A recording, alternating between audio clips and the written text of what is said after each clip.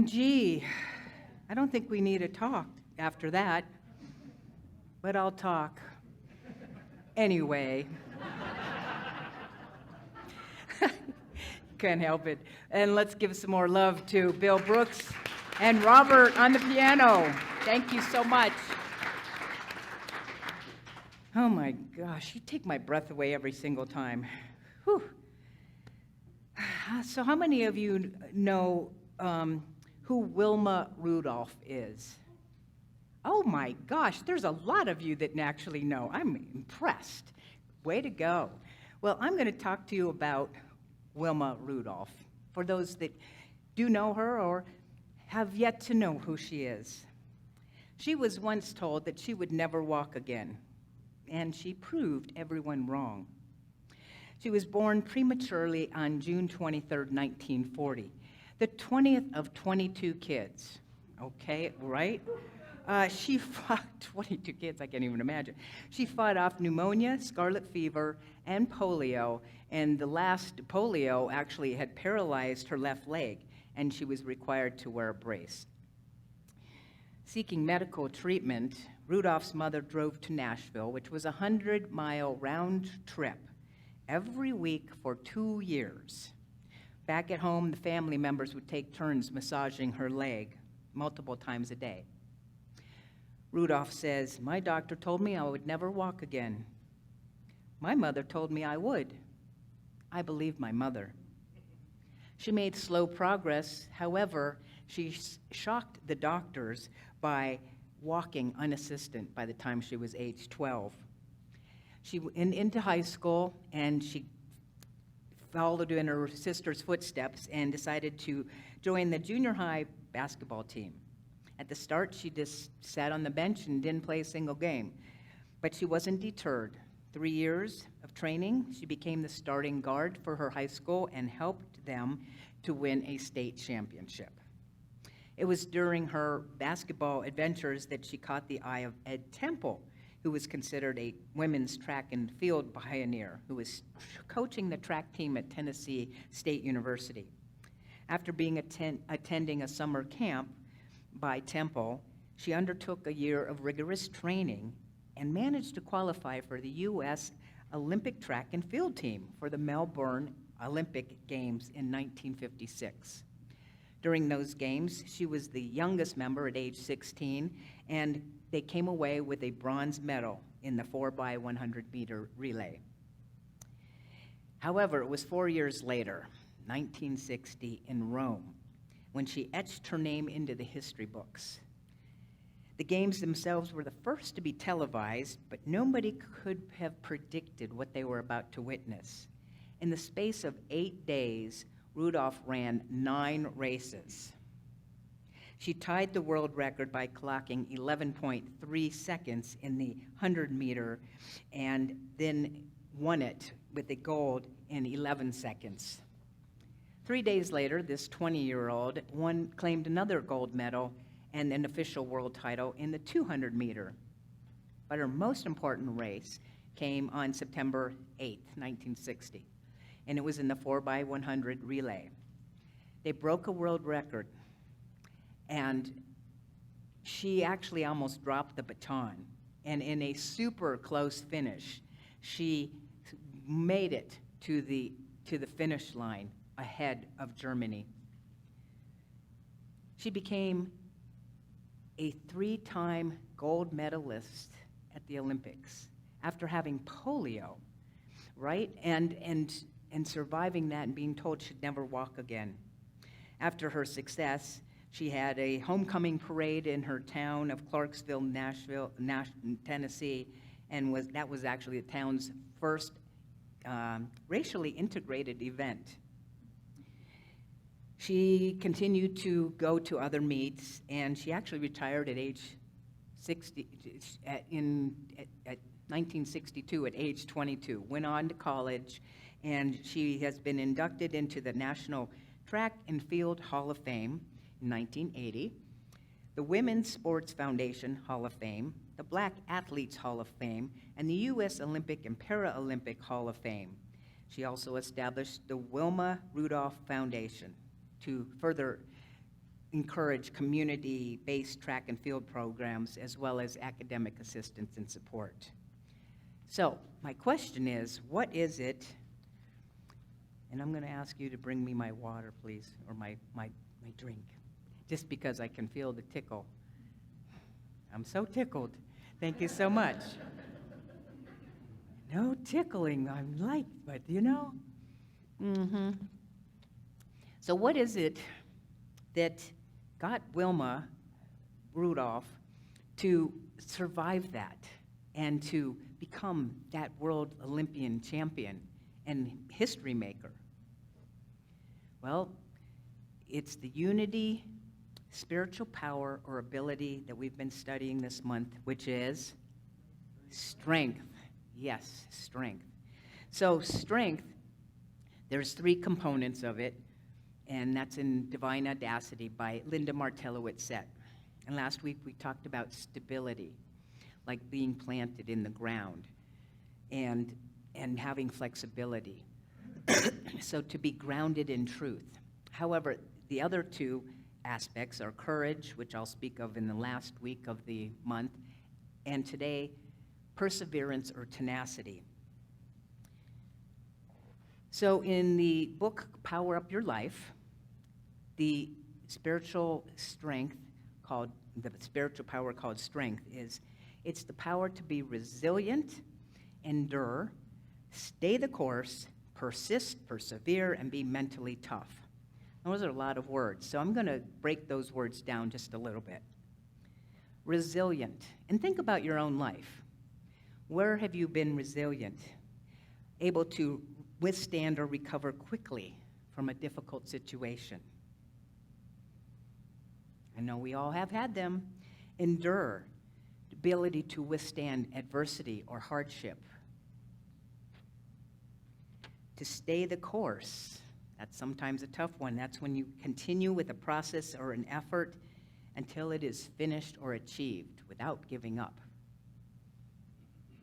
To be mentally tough, to have backbone, daring, determination, the ability to persevere in that pursuit of the goal, no matter how long it takes. That's part of it. It's like, it's taken too long, right? And give up. Persevere to, again, course of action, even in the face of difficulty, even with the prospect of no success. And last, to persist means to continually or obstinately continue in an opinion or a form of action in spite of difficulty, opposition, or failure. Now I want to talk to you about failure. Here's a few people that have had experiences of failure. First of all, we have this man who has entertained children all over the world, but he was fired from his first job at the Kansas City Star because he lacked imagination and had no good ideas. In an ironic turn of events, Walt Disney Company acquired the Kansas City Star with the purchase of the parent company, ABC. Right? This young man was told, "You ain't going nowhere, son. You ought to go back to driving a truck." This was, Elvis was fired by Jimmy Denny, the manager of the Nashville's Grand Ole Opry. Of course, there's the man who failed in business in 1831, suffered a nervous breakdown in 1836, and defeated in his run for president in 1856. Well, who is that? Abraham Lincoln. Yes. He says, "My great concern is not whether you have failed, but whether you are content with your failure." Isn't that interesting? This man was considered unteachable as a youth, and he had 1,000 ways not to build a light bulb, right? He was unteachable as a youth. That's Thomas Edison. We have Albert Einstein, who was mentally handicapped and socially awkward because he hadn't been able to read until age 7 or speak until age 4. He was expelled from school and denied entry into Zurich Polytech School. Okay, we got failures, right? These failures. Anybody who wants to be a success has to be able to be content with failure. Failure is only an opportunity to go, well, that didn't work, right? But sometimes we fear failure. Sometimes we actually fear success more than we do failure. So what did they have, all those folks? They had tenacity, perseverance. They weren't going to give up. Now think about your own life. Have you had times in your life where you gave up and you maybe have some regret around it? You know, there may be some things that we have failed at and given up on. And what I want to suggest to that is to forgive. Forgive ourselves. Because I don't know about you, but I can be the hardest person on myself than anybody else could ever be.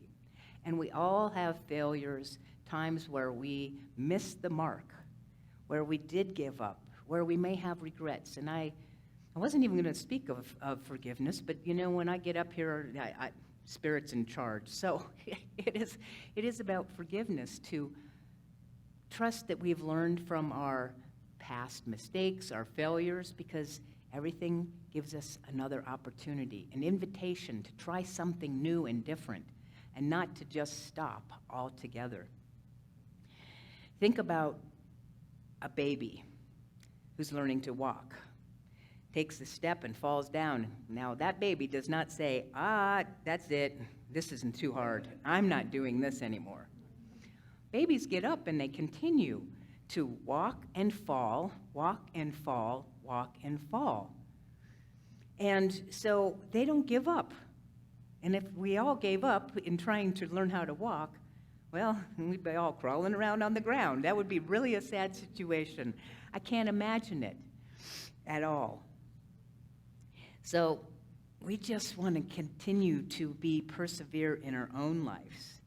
And I want you to think of something in your life that seems like daunting, like something that you would like.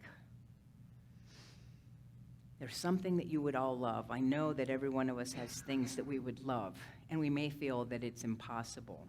It's too big. That's too much. We have a lot of too something, T-O-O, T-O-O, I can spell. And what is that thing? And I'm going to give you 7 steps of how to persevere. This is your lesson time. This is when you get your pad out if you want to write these down. Because how do you persevere? We can talk about it. We can know what it is. We can understand it. And is there something we can do to assist us in persevering and going the long run? First of all, we want to have a worthy goal. What is a worthy goal, we might ask? Well, there's 5 components to a worthy goal, and this comes from Mary Morrissey's Dream Builder Life Coaching program. A worthy goal, first of all, makes you feel alive, right?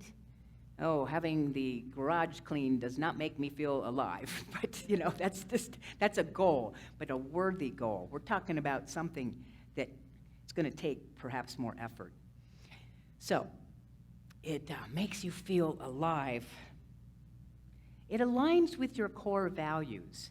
Sometimes we set up goals for ourselves, and they're not aligned with our core values. And here's the issue. We probably don't even know what our core values are. Do you know what your core values are? That would be something very interesting for you to research. In fact, you could probably go to Google, and there's probably how do you find your core values? I can tell you mine. Mine are love, joy, peace, and freedom. Love, joy, peace, and freedom. Those are my core values. But you want your goal to align with your core values. Next, it requires you to grow. You can have a goal to clean the garage. I don't know that would help you grow. But we're talking worthy. That means bigger. And what it is if you have a goal, and I like to look at a goal line as here's my goal up here, and I'm here, and I want to get up this mountain. I want to get to the goal. What happens is we often run into obstacles And then those obstacles, we drop down, from the goal line to the becoming line. That's where we learn, we grow, we become more of who we came here to be. Obstacles are actually gifts, whether we want to see them as that or not. So far you've got something that makes you come alive, aligns with your core values. It requires you to grow, and this one requires the assistance of your higher power. Yes, we need assistance from our higher power to reach that worthy goal. And something that can keep us going when things get rough. I can go back to spirit. And 5 is to ask, there's a good in this for others? And you may have to stretch on that. I've had some people say, well, I really want to have a love relationship with somebody, but how is that good for others? I'll tell you what, when I see a happy couple, they're inspiring, right? When you see couples that are in love, they're inspiring. So it is good for others. So, in perseverance, you had 5 parts of the number 1, but that is to have that worthy goal. Number 2, have a big why. Why is that your goal? You got to have that big why, because things will get tough. And as you know the saying, when the going gets tough, that tough get going. You need to have a bigger why, because there will be times when you want to give it up. You know, we can try and tackle some of the big issues of our day, systematic racism or homophobia or homelessness or abuse or violence or you name it. Those things can be like, that's too much. But if we have a goal and we stand together, like I spoke of, we had last week, we can make a difference. I think it was Margaret Mead who said, it is the small group of people that can make a difference when we stand together and have a big why. Next, you want to envision the goal. You want to see that goal. You want to imagine it in your mind at the finish line. See it as it's been accomplished. See it as you would like to see the outcome. We want to focus on what it feels like and looks like at the end. That will actually help create the way. We want to train. Wilma trained for that race. What do you want to train? You want to train your brain, okay? Because the thing will take us down more than anything is our brain, what we're thinking about. So you want to have affirmations or mantras. And I have some mantras from warrior camp, and it was all about persistence. I am a warrior. I act in spite of fear. Say that.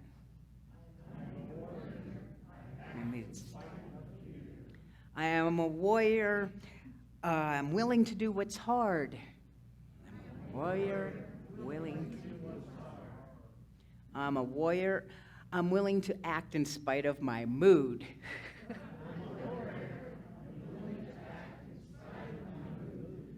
I am a warrior. I am bigger than any obstacle. Okay, so you gotta train your brain when you start running into things.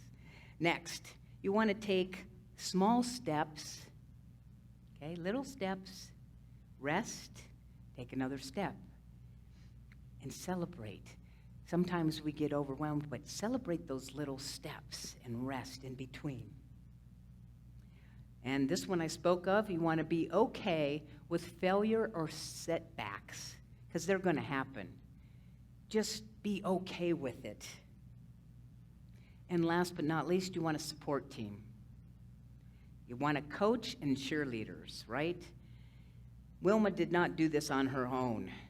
To get anywhere that's worthy, you want to have those cheerleaders with you. So I have a small story about frogs, because, frogs will indicate what this is about. So there was a bunch of tiny little frogs who arranged a climbing competition. The goal was to reach the top of a very high tower. big crowd had gathered around the tower to see the race and to cheer the contestants on. The race began. Now, honestly, no one in the crowd really believed those tiny frogs could reach the top of the tower. You could hear statements like, "You can't do that. That's too difficult. You'll never make it to the top. No way, that's too high." Well, the tiny frogs started collapsing one by one. The crowd continued to yell, "It's too difficult. They can't do that." More and more tiny frogs got tired and gave up. But one continued higher and higher and higher. This one wouldn't give up. At the end, everyone else had given up climbing the tower, except for the one tiny frog who, after a big effort, was the only one and reached the very top of the tower. They applauded, and of course, all the frogs were like, "Well, how did you do that?" And so a contestant asked the tiny little frog how he found the strength to succeed and reach the goal. It turned out that the winner was deaf. Okay? The wisdom of this story is never listen to other people's tendencies to be negative or pessimistic, because they can take those wonderful wishes and dreams away from you. You want people that cheer you on. Don't listen to the naysayers, because trust me, they're there. You're going to hear them. You want to change the channel when you hear that voice in your own head, right? And you want to give it another voice.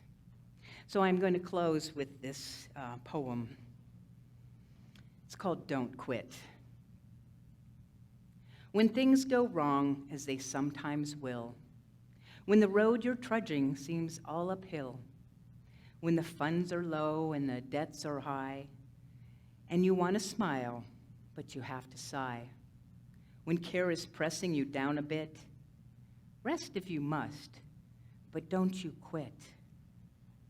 Life is queer with its twists and turns, as every one of us sometimes learns, and many a fellow turns out about when he might have won had he stuck it out. Don't give up, though the pace seems slow. You may succeed with another blow. Often the goal is nearer than it seems to a faint and faltering man. Often the struggler has given up when he might have captured the victor's cup. And he learned too late, when the night came down, how close he was to that golden crown. Success is failure turned inside out, the silver tint of the clouds of doubt. And when you never can tell how close you are, it may be far when it seems afar. It may be near when it seems afar. So stick to the fight when you're hardest hit, and when things seem worse, don't you quit. And carry on.